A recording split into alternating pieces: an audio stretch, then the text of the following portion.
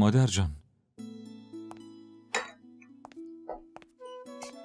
مادر جان، چی شده؟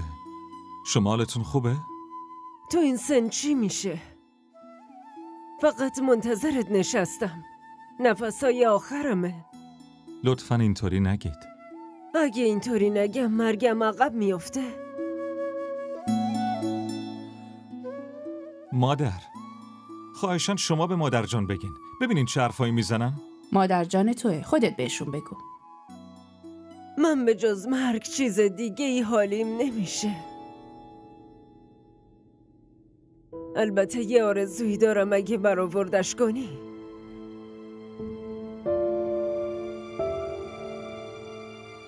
شما امر کنین.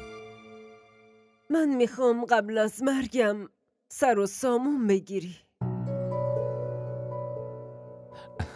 مادر جان، شما که میدونین من درسم تموم نشده هنوز. پس برو درستو بخون. وقتی هم مردم گلای عروسی تو روی قبرم بریز.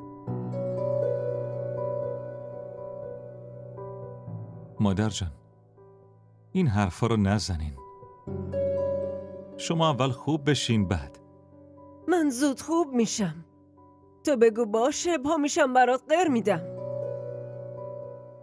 ای بابا مادر جان.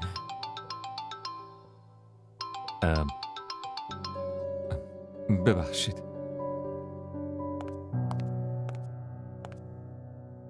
الو. آره،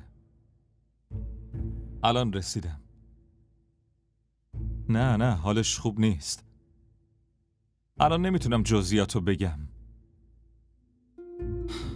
باشه، ببین من الان خیلی خستم. یکم استراحت میکنم. بعدم بهت زنگ میزنم. باشه، خداحافظ.